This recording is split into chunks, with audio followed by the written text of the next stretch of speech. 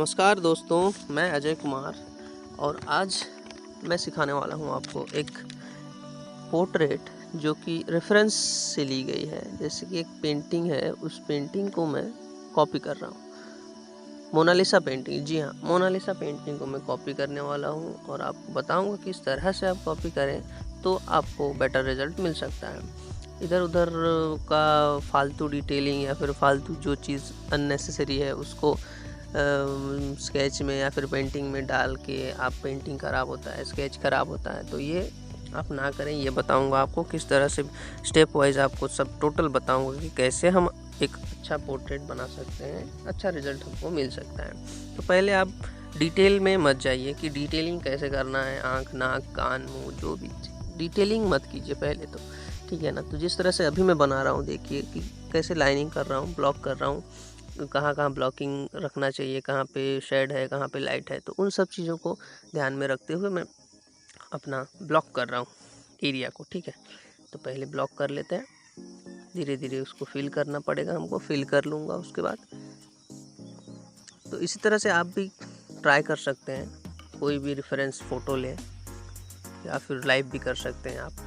तो उसी चीज़ को फॉलो करके आप जिस तरह से मैं अभी बना रहा हूँ उसको आप फॉलो करें, ट्राई करें।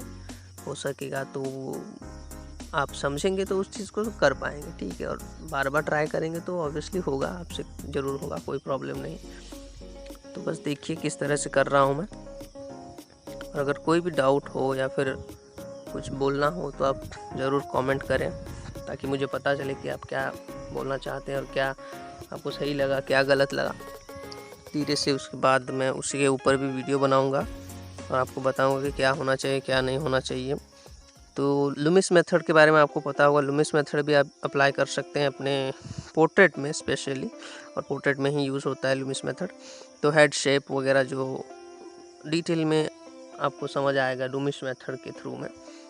तो बहुत ही अच्छा मेथड है, आप देखिए लुमिस मेथड, गूगल कीजिए और उसको फॉलो कीजिए। और दोस्तों यहाँ पे मैं यूज़ कर रहा हूँ एक चारकोल पेंसिल जो कि डियर का आता है, वो मेरे को बहुत पसंद है। मैं उसमें जितना भी मेरा काम है स्केचेस चारकोल का, मैं उसी में किया हूँ। तो आप कोई भी चारकोल पेंसिल ले सकते हैं, या चारकोल, कॉम्प्रेस चारकोल, और आता है हम लोग का विलो चारकोल, हर तरह का चारकोल आता है। किसी में भी आप जिसमें कंफर्टेबल है उसमें आप काम कर सकते हैं।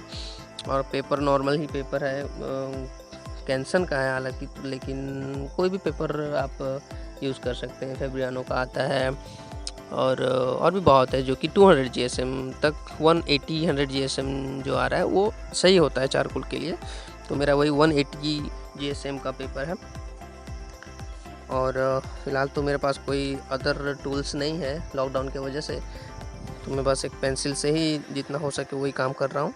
और यहाँ पे मैं टिश्यू यूज़ कर रहा हूँ मर्ज करने के लिए। तो आप अपना फिंगर भी यूज़ कर सकते हैं, टिश्यू हो तो टिश्यू बेटर होता है।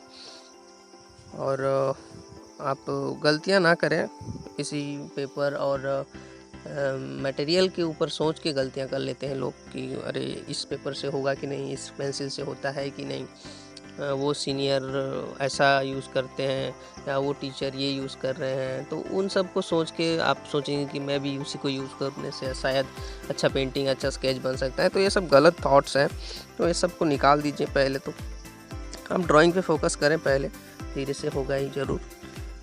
तो यहाँ मैं वही चीज़ को अप्लाई करने की कोशिश कर रहा हूँ चारकोल को, और धीरे धीरे ब्लॉकिंग करने के बाद धीरे मर्ज करने से हम चीज़ों को आसानी से पा सकते हैं कि किस तरह से फाइनल रिज़ल्ट हमको मिलेगा। ये हम कंफर्म हो सकते हैं कि हाँ इससे ये पॉसिबल है, ठीक है। और सबसे बड़ी गलती तो हम यही करते हैं कि ज़्यादातर क्या कर लेते हैं ना, बहुत से स्टूडेंट्स करते हैं वो चीज़ को शुरुआत में, जैसे कि डिटेलिंग में एक्सप्रेशंस, आई शेडो, लिप्स, ये सब का एक्सप्रेशंस को लाने के लिए बड़ा ही कोशिश करते हैं कि आप कैसे करके एक्सप्रेशन, हंस रही है लड़की या हंस रहा है कोई लड़का, तो एक बुड्ढा है तो रिंकल्स वगैरह दिखाना है, तो क्या इस सब को पहले फोकस में लाते हैं कि हाँ इस चीज़ को लाना ही है। तो पहले ऐसे सोचते हैं तो वो गलत हो जाता है। तो वो चीज़ पहले शुरुआती में तो बिल्कुल ही ना करें। वही चीज़ करने की वजह से धीरे धीरे पेंटिंग या स्केच जो भी आप कर रहे हैं वो बहुत प्रॉब्लमेटिक हो जाता है, ठीक है ना। तो पोर्ट्रेट बिगड़ जाता है उसके बाद, तो यही प्रॉब्लम हो जाता है। तो उसको आप बिल्कुल ही ना करें, पहले तो आप शेप ही लें, जैसा शेप जैसे नाक, कान, जो भी उस सब चीज़ों को बस मेजरमेंट करके कहाँ पे कौन सा पुट करना है वो सब पहले कर लें। उसके बाद धीरे धीरे जितना एंड तक आप बिल्कुल डिटेल में फोकस ना करें, डिटेलिंग को फोकस ही ना करें, हाइलाइट्स वगैरह बिल्कुल ना दें। सबसे एंड में जब पेंटिंग 80% ख़त्म हो जाएगा तब ही आप उस सब चीज़ों को करें, ठीक है ना।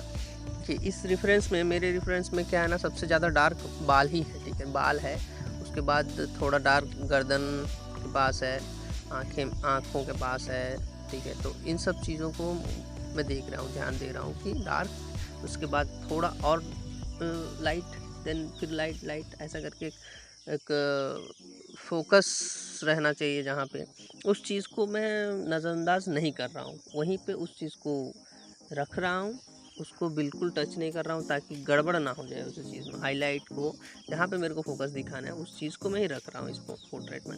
जितने भी आप देख रहे हैं लाइट एरिया है, तो उन सब चीज़ों को मैं बिल्कुल हाथ नहीं लगा रहा हूँ, ताकि एंड में उस चीज़ को मैं मर्ज करूँगा या फिर उसमें रिंकल्स डालूँगा या फिर जो भी करूँगा, कुछ ना कुछ बाद में वो निकल ही हो जाएगा, ठीक है। स्केच के दौरान मैं ये आपको बताना चाहता हूँ कि गलतियाँ जो हो जाता है वो चीज़ आप ना ही करें। जिस तरह से गलतियाँ हो रहा है कि कर रहे हैं, बहुत से स्टूडेंट वही चीज़ को करते हैं कि पोर्ट्रेट हो नहीं रहा है, क्या किया जाए, कैसे किया जाए। बहुत से मेरे जूनियर्स हैं कॉलेज में, वो सब पूछते हैं कि भैया ये क्यों नहीं हो रहा है, इसको किस तरह से करना चाहिए, अप्लाई क्या होता है, ये सब पूछते हैं। तो ये चीज़ों को ही मैं इसमें कवर करने की कोशिश कर रहा हूँ। हालांकि पेंटिंग स्केच तो मैं ऑलरेडी बना चुका हूँ, इस स्केच को बाद में मैं इसको ऑडियो रिकॉर्ड करके आपको बता रहा हूँ।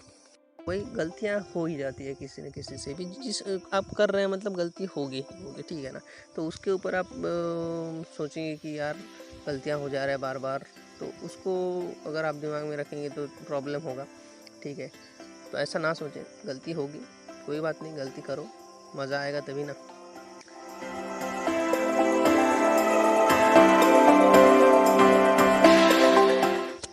अगर आपको मेरा और काम देखना है, जैसे कि स्केच हो, पोर्ट्रेट हो, पेंटिंग्स वगैरह अगर देखना है, वाटर कलर में ज़्यादातर करता हूँ, तो अगर उस सब को देखना है तो आप मेरे इंस्टाग्राम में जाके मुझे फॉलो करें और वहाँ पे देखें कि किस तरह से मैं काम करता हूँ।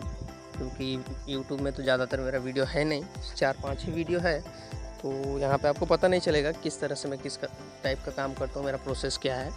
तो पहले आप जाके इंस्टाग्राम में देखिए आर्ट एंड अजय, जी हाँ, आर्ट एंड अजय करके मेरा इंस्टाग्राम आईडी है, वहाँ पे आप एक बार देख लीजिए तो आपको बेटर पता चलेगा कि हाँ एक प्रोसेस क्या होता है, किस तरह से मैं बनाता हूँ, सो दैट आप इसको भी समझ पाएंगे, ठीक है। और हाँ, सबसे इम्पॉर्टेंट बात दोस्तों ये है कि आप ग्रिड लाइन बिल्कुल यूज़ ना करें। ग्रिड लाइन यूज़ करने से आप बिल्कुल मतलब क्या बोलेंगे, बर्बाद हो जाएंगे, सच बता रहा हूँ।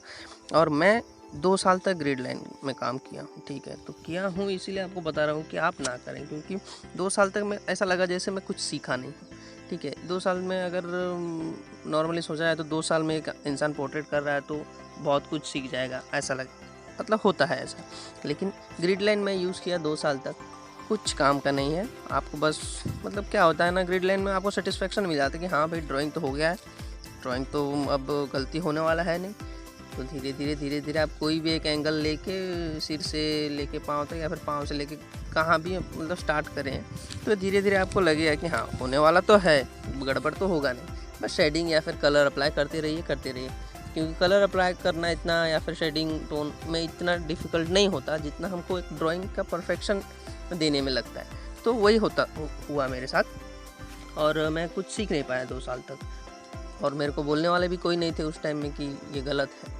तो मैं आपको बता रहा हूँ ये गलत है, ठीक है ना, क्योंकि ये गलत है इसीलिए बता रहा हूँ। सो आप इस चीज़ को मेरे से सीख लें कि हाँ भाई बहुत लोग बोल रहे हैं, या फिर मैं भी बोल रहा हूँ, आपको और भी लोग कोई बोले होंगे कि ग्रिड लाइन यूज़ ना करो करके। क्योंकि बड़ा पेंटिंग जब होता है, कमर्शियल वगैरह हो गया या फिर वॉल पेंटिंग हो गया, जो भी कोई अगर बोल रहे हैं आपको इतने दिन में कंप्लीट करना है, तो वो अलग बात होता है कि बड़ा वॉल है तो उसको कंप्लीट करना है, उनको फ़र्क नहीं पड़ता कि फ्री हैंड हुआ है या मतलब ग्रिड लाइन से हुआ है, तो हम उस टाइम में कर सकते हैं, कोई प्रॉब्लम नहीं। लेकिन अपना डेवलपमेंट के लिए अपने आप को एक स्किल डेवलपमेंट चाहिए ऑब्वियसली, तो उसको जानने के लिए हमको ग्रिड लाइन बिल्कुल यूज़ नहीं करना चाहिए, ठीक है। और अभी इसमें देखिए जिस तरह से मैं डार्कर टोन अप्लाई कर रहा हूँ, धीरे धीरे स्केच अच्छा लगने लगा है, लग रहा है जैसे हाँ धीरे धीरे उभरने वाला है पोर्ट्रेट, ठीक है।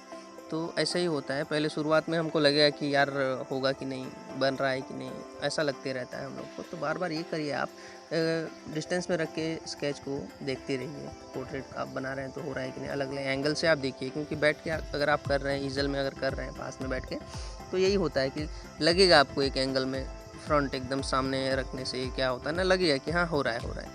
लेकिन थोड़ा दूर जाके लाइक थोड़ा डिस्टेंस से आप अगर देखेंगे तो उसको आपको पता चलेगा कि किस तरह से कौन सा एंगल सही है, कौन सा एंगल गलत है। तो ऐसे आप अगर प्रॉपर प्रोसेस जो स्टेप वाइज आपको मैं बता रहा हूँ, उस तरह से प्रॉपर स्टेप वाइज आप अगर काम करेंगे तो एंड मोमेंट में लाइक फाइनल आउटपुट जब आपका निकलेगा, आप देखेंगे कि हाँ ये यहाँ गलती हुआ, वहाँ नहीं हो पाया, तो ऐसा आपको एंड में पता चलेगा। तो आप एंड तक पेशेंस रखें, पेशेंस रख के ही आप काम करें। पोर्ट्रेट में इरिटेट हो गए आप अगर, तो बहुत ही मुश्किल हो जाता है। वो जहाँ पे पहले कलर अप्लाई करना है या फिर पहले टोन्स देना है, चारकोल हो, पेंसिल हो, उस चीज़ को ना देख के आप अगर अलग चीज़ को काम पे लग गए हैं तो इसमें प्रॉब्लम हो जाता है।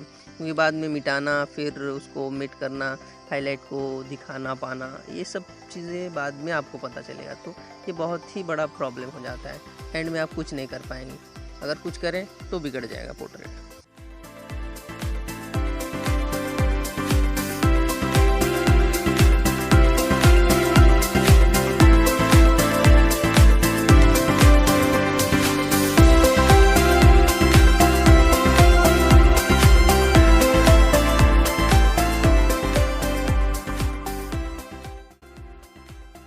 और फ्रेंड्स क्या है ना, पोर्ट्रेट में हमको टोन, शैडो और क्या बोलते हैं वैल्यू वगैरह जानना बहुत ज़रूरी होता है।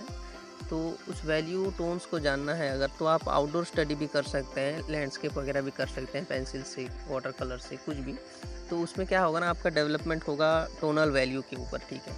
तो उस चीज़ को अप्लाई कर सकते हैं आप पोर्ट्रेट में। पोर्ट्रेट में अगर वो चीज़ आप अप्लाई कर लिए ना, तो आपको बहुत ही आसानी से रिज़ल्ट मिल सकता है। अच्छा एक्सप्रेशंस के साथ आप पोर्ट्रेट बना सकते हैं। जो चीज़ को आपको रखना चाह रहे हैं आप पोर्ट्रेट में, इमोशन दिखाना चाहते हैं जो भी, तो वो चीज़ आपको टोनल वैल्यू से ही मिल सकती है। और वो उसको आप सीखेंगे तो आपको लैंडस्केप करना पड़ेगा, आउटडोर स्टडीज़ करना पड़ेगा, ठीक है।